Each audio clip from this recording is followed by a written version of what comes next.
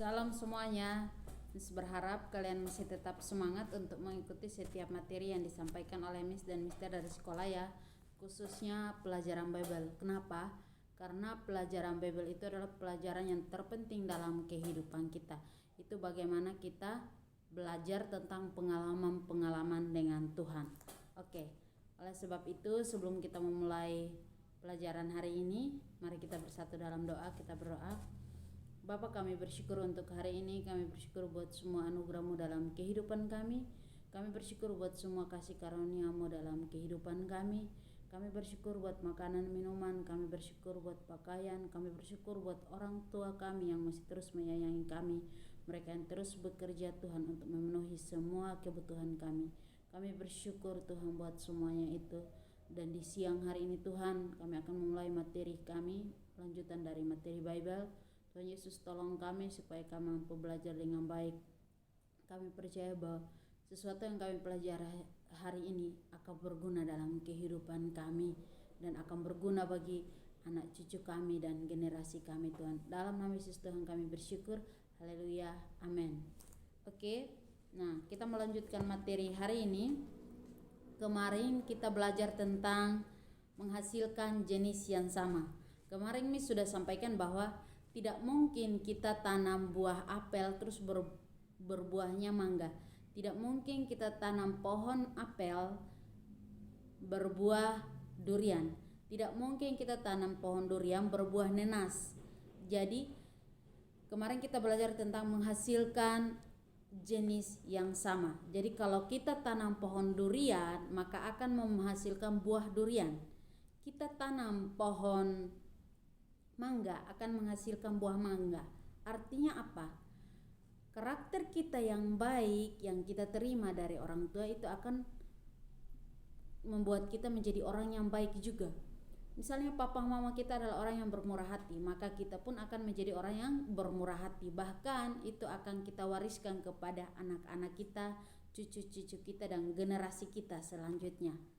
Jadi mulai dari sekarang kalian harus rajin sungguh-sungguh beribadah kepada Tuhan supaya ada hal-hal baik yang kalian wariskan kepada anak-anak dan cucu-cucu dan generasi selanjutnya. Nah, hari ini materinya sangat luar biasa. Kita belajar tentang suku Lewi. Siapa suku Lewi? Suku Lewi ini berasal dari 12 suku Israel. Nah, suku Lewi menjadi bagian dari 12 suku Israel. Dari Abraham turun ke Ishak, dari Ishak turun ke Yakub, dari Yakub turun ke Lewi. Ada hal-hal baik yang diwariskan dari Abraham turun ke Ishak, dari Ishak turun ke Yakub, dan dari Yakub turun ke suku Lewi ini. Jadi dari generasi dari generasi Abraham sampai ke Lewi ini ada berapa? 1, 2, 3. Yang keempat adalah Lewi. Jadi Abraham hidup sungguh-sungguh dengan Tuhan, bergaul karib dengan Tuhan, turun kepada Yakub pun hal yang sama, kepada Ishak dan Yakub sampai kepada suku Lewi. Maka Lewi dipilih sebagai imam bagi suku Israel. Maka kalian kalau baca di Alkitab, pada waktu pembagian warisan suku Lewi tidak dapat apa-apa, karena suku Lewi bagiannya adalah Tuhan. Nah, sekarang ini siapa suku Lewi?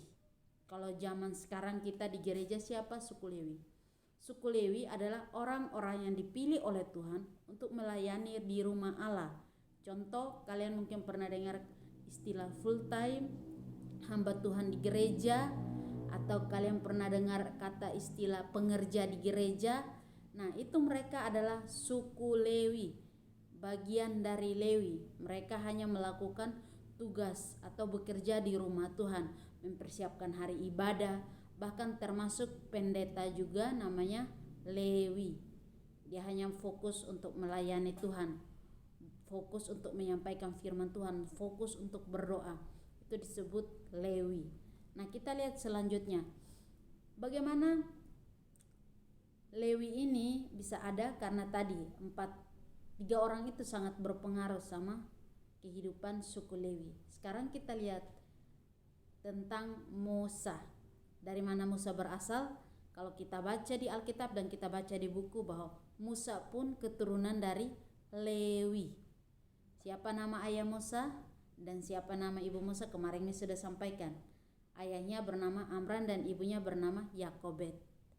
Nah, kita lihat bagaimana keunikan keluarga ini. Musa ada 3 bersaudara, ada Miriam, ada Harun, dan juga ada Musa.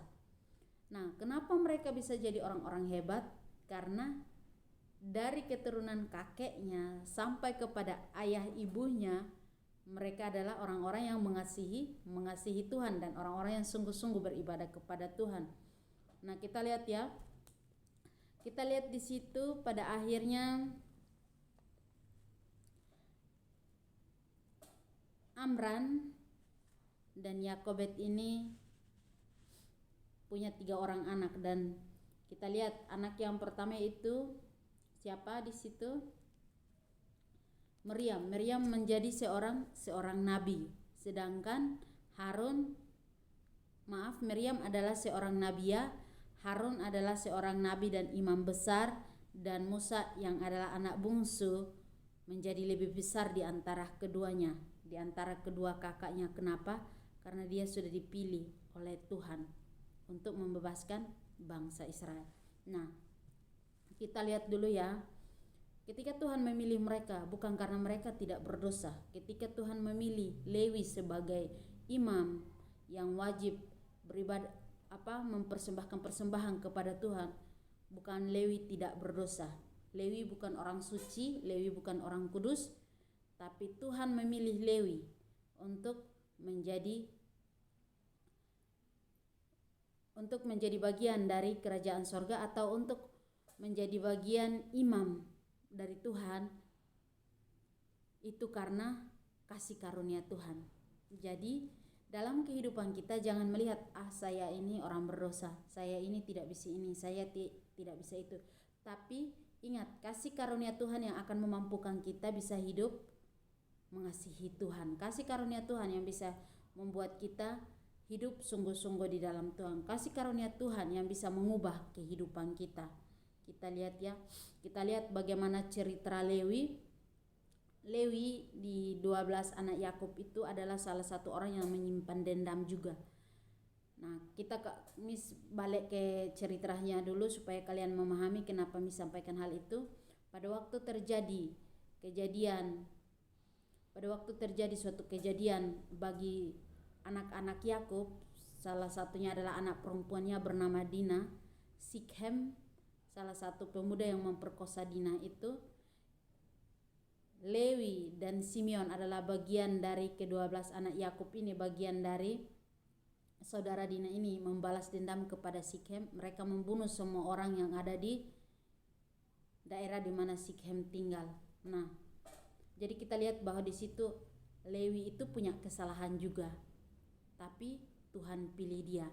Nah, kita lihat, sekalipun memendam kemarahan, Lewi adalah seseorang yang berjalan bersama dengan Allah dan keturunannya di kemudian hari menerima keimamatan. Itu kalian boleh baca di kitab Kejadian pasal 49 ayat 5 sampai ayat 7. Bagaimana Tuhan membela Lewi ya. Nah, kita lihat lagi. Yang terpenting dalam kehidupan adalah pendapat dan kesaksian Allah tentang seseorang. Jadi semua itu bukan karena kita yang mau ya, tapi karena Tuhan yang mau. Tuhan yang mau memilih kita. Nah, kalian boleh baca di Meliaki 2 ayat 4 sampai 6. Kita membaca kesaksian atas Allah atas Lewi. Maka kamu akan sadar bahwa kukirimkan perintah ini kepadamu supaya perjanjianku dengan Lewi tetap dipegang, firman Tuhan semesta alam. Nanti kalian baca selanjutnya. Tapi bagaimana Allah memilih Lewi dan Allah memutuskan untuk memilih Lewi menjadi imam. Jadi kasih karunia Tuhan itu yang memampukan semuanya itu bisa terjadi. Tadi kita sudah bahas tentang Maryam dan kedua saudaranya. Sekarang kita lanjut. Kita perhatikan nanti ayat-ayat firman Tuhan yang kalian boleh baca. Nah, kita lanjut ke secara rohani Musa memiliki tingkatan yang lebih tinggi daripada Harun dan Miriam. Musa memiliki tingkatan yang lebih tinggi dari Harun, dan Harun memiliki tingkatan yang lebih tinggi dari Miriam. Kalian boleh baca di Mika pasal 4 ayat 6. Kita lihat Musa anak bungsu, tapi tingkatan Musa di atas Harun dan Maryam. Kenapa?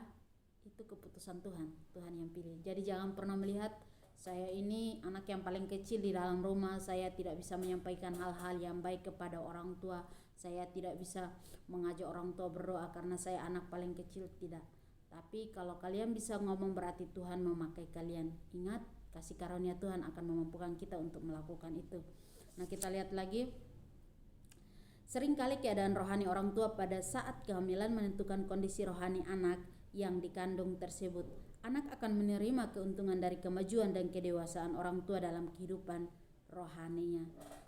Tadi Miss sudah sampaikan bahwa tidak mungkin kita tanam pohon durian terus menghasilkan pohon buah nenas. Maka dari sini kita belajar bahwa kalau karakter kita sekarang seperti ini itu karena orang tua kita. Jadi itu bukan karena kesalahan kita. Tapi apakah kita bisa memperbaiki karakter kita yang tidak baik itu? Bisa. Kita yang putuskan hari ini. Saya mau berubah. Contoh. Saya mau berubah atau enggak? Contohnya gini. Miss itu dulu suka marah-marah. Miss enggak tahu di antara orang tua siapa yang suka marah, tapi bapaknya Miss juga tidak terlalu pemarah, mamanya Miss juga gitu. Tapi Miss itu tinggal sama tantenya Miss yang memang suka marah-marah. Nah, warisan itu ternyata turun kepada Miss juga. Jadi Miss jadi pemarah, tapi pada akhirnya ketika Miss menyerahkan hidup kepada Tuhan, Tuhan bisa memulihkan. Kasih karunia Tuhan mampu mengubahkan hidup Miss. Maka bagi Tuhan tidak ada yang mustahil. Mungkin kita terlahir dari, kita terlahir dari keluarga yang papa mama bercerai, kita cuma hidup dengan mama atau hidup dengan bapak. Tapi ingat, itu memulai dari hidup kita. Pakai hidup kita untuk bisa memulihkan orang tua. Oke? Mungkin lewat kehidupan kita Tuhan akan bisa berbicara kepada orang tua kita. Jadi Miss anjurkan untuk kalian tetap baca Alkitab. Kita lihat lagi selanjutnya. Kita mengetahui dengan baik bahwa anak-anak mewarisi sifat orang tua mereka. Jadi kita dalam kehidupan kita ini sebagian besar kita mewarisi sifat orang tua yang mungkin menurut kita, kok saya jadi seperti ini ya, kok saya jadi seperti ini. Itu karena sebagian sifat dari orang tua. Tapi apakah kita bisa diubahkan Tuhan? Bisa. Kita lihat selanjutnya. Dengan berjalannya waktu dalam kehidupan kita ini, kita bisa menyadari yang saya lakukan ini baik atau tidak. Waktu kita sadar bahwa yang kita lakukan itu tidak baik, kita berbalik kepada Tuhan, kita meminta kasih karunia Tuhan, kita menyerahkan hidup kita kepada Tuhan, maka Tuhan akan ubahkan. Jadi percaya bahwa Allah sanggup mengubah kehidupan kita. Kalian boleh baca itu. Nah, ketika kita mulai berubah, maka generasi selanjutnya dari kita tidak akan hidup dalam dosa lagi. Contoh, sekarang Daka menyadari, malas itu dosa, malas itu tidak baik. Daka minta dari Tuhan, Tuhan tolong saya mau jadi anak yang rajin, saya mau mewariskan hal-hal yang baik bagi anak-anak saya, bagi cucu-cucu saya. Nah, dari situ ketika Daka mulai berubah, hal sifat yang baik itu Daka akan turunkan kepada anak, kepada cucu dan generasi selanjutnya. Seperti itu. Jadi dalam kehidupan kita ini ada dua hal, berkat dan kutuk. Nah, kita memilih, kita mau mewariskan kepada generasi kita, kepada anak cucu kita, berkat atau kutuk. Itu pilihan. Jadi mulai hari ini Miss minta kalian untuk bisa menentukan, saya ini memilih untuk hidup dalam kekudusan Tuhan, hidup dalam maunya Tuhan, atau suka-suka hati saya. Jadi kalian harus putuskan mulai hari ini. Ini Miss sampaikan dengan sungguh-sungguh ya. Nah, kalian boleh perhatikan Yesaya 59 ayat 21. Adapun aku, inilah perjanjianku dengan mereka. Firman Tuhan, rohku yang menghinggapi engkau dan firmanku yang kutaruh dalam mulutmu tidak akan meninggalkan mulutmu dan mulut keturunan mereka dari sekarang sampai selama-lamanya. Firman Tuhan tadi disampaikan bahwa itu kita akan wariskan kepada anak kita, kepada cucu kita dan kepada generasi kita selanjutnya. Ini firman Tuhan yang berjanji bahwa ketika kita bertobat, ketika kita berhenti melakukan hal-hal yang tidak baik. Ketika kita berhenti melakukan dosa, kita akan wariskan hal-hal yang baik kepada generasi kita. Kita lihat, baik berkat maupun kutuk dapat diwariskan dari satu generasi ke generasi selanjutnya. Jika seseorang berjalan dalam kebenaran dengan Tuhan, maka ia dapat mewariskan jubah dan urapannya kepada anak-anaknya. Jadi anak-anak yang orang tuanya hidup sungguh-sungguh di dalam Tuhan itu akan dapat warisan yang baik dari Tuhan. Kita perhatikan lagi, penting bagi kita untuk menyadari bahwa bukan cuma suatu sifat saja yang diwariskan dari orang tua dan kakek nenek kita, tetapi juga berkat dan kutuk. Berkat dan kutuk terus menurun dalam suatu garis keturunan sampai hal-hal tersebut dihentikan. Dihentikan di sini seperti tadi disampaikan, bertobat. Sesudah kita bertobat, kita datang kepada hamba Tuhan, kita meminta doa. Kalau ada di gereja biasanya di gereja-gereja GBI ada namanya doa pelepasan. Jadi doa diputuskan semua dosa-dosa nenek moyang kita itu tidak turun lagi kepada kita. Seperti itu. Nah, kita lihat lagi selanjutnya. Kita harus menyadari bahwa kalau problem-problem dalam kehidupan kita tidak dituntaskan, maka hal-hal itu akan kita wariskan, dan hal-hal itu bahkan akan menjadi lebih kuat lagi di dalam kehidupan anak-anak kita. Contoh Miss kasih contoh. Kalian baca di situ ada seorang nenek, anaknya dan cucunya. Dari nenek ini baru cuman semak, terus bertumbuh jadi pohon yang kecil, terus bertumbuh jadi pohon yang akarnya kuat. Jadi kalau kita menyadari, kita menyadari dosa bohong itu dosa, kita harus cepat bertobat. Kalau kita tidak bertobat, maka itu kita akan wariskan kepada anak kita. Anak kita juga jadi anak yang bohong, bahkan mungkin lebih. Apalagi cucu kita sudah jadi pembohong, bisa juga tambah jadi penipu. Jadi dosa itu akan semakin bertambah. Nah, kita lihat di situ ada kasih karunia Tuhan yang melimpah bagi kita untuk membuat kita bisa bertobat. Yang penting keputusan hati kita mau atau tidak. Nah, kita lihat lagi di bagian yang terakhir. Kita akan mereproduksi diri kita di dalam diri orang-orang lain dalam hal yang baik dan yang buruk. Marilah kita berdoa agar kita hanya mewariskan berkat-berkat dan sifat-sifat dasar Allah kepada keturunan jasmani dan rohani kita. Nah, dalam hidup kita ini ada dua, ada anak jasmani kita, nanti ada juga anak-anak rohani kita.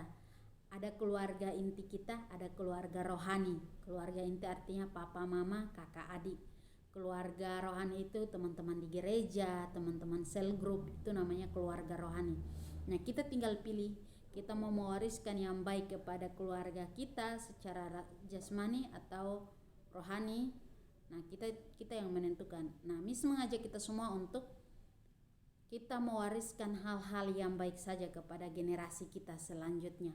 Oleh karena itu, Miss harapkan setiap hari kalian wajib berdoa, bersyukur kepada Tuhan, dan juga jangan lupa membaca Alkitab.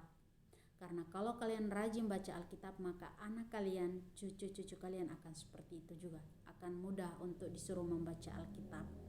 Jadi contoh, kalau sekarang Timothy susah belajar, nanti sampai anaknya Timothy juga susah belajar. Sekarang Nanda tidak bisa mengatur waktu, nanti sampai anaknya Nanda juga seperti itu, dan lain-lain sebagainya. Makanya justru itu mulai dari sekarang, mumpung masih SMP kelas 1, harus mulai tata hidup, atur hidup. Oh, saya tidak mau menyanyiakan kesempatan, saya tidak mau membuang-buang waktu saya, seperti itu. Jadi Miss harapkan supaya kita belajar untuk mewariskan sifat-sifat Allah kepada anak cucu kita. Sifat-sifat Allah itu apa saja? Penuh kasih, panjang sabar terus tidak marah-marah. Pokoknya semua yang baik yang datang dari Allah kita wariskan kepada anak cucu kita. Nah, materi hari ini cukup sampai di sini. Miss minta kalian buat tugas. Tugasnya adalah tulislah sifat-sifat Allah yang perlu kita wariskan kepada anak cucu kita, atau kita wariskan kepada teman-teman kita yang tidak percaya Tuhan. Nah, Miss minta kalian tulis ya, minimal 5 sifat Allah yang perlu kita tahu dan kita wariskan kepada orang-orang terdekat kita. Materi hari ini cukup sampai di sini. Miss mengajak kita untuk doa Bapa kami. Kita berdoa. Bapa kami yang di surga, dikuduskanlah namamu, datanglah kerajaanmu, Jadilah kehendakmu di bumi seperti di surga. Berikanlah kepada kami hari ini makanan kami yang secukupnya, dan ampunilah kesalahan kami seperti kami juga mengampuni orang yang bersalah kepada kami, dan janganlah membawa kami ke dalam pencobaan, tapi lepaskan kami daripada yang jahat, karena Engkau mempunyai kerajaan, kuasa, dan kemuliaan sampai selama-lamanya. Amin. Selamat belajar, Tuhan Yesus memberkati.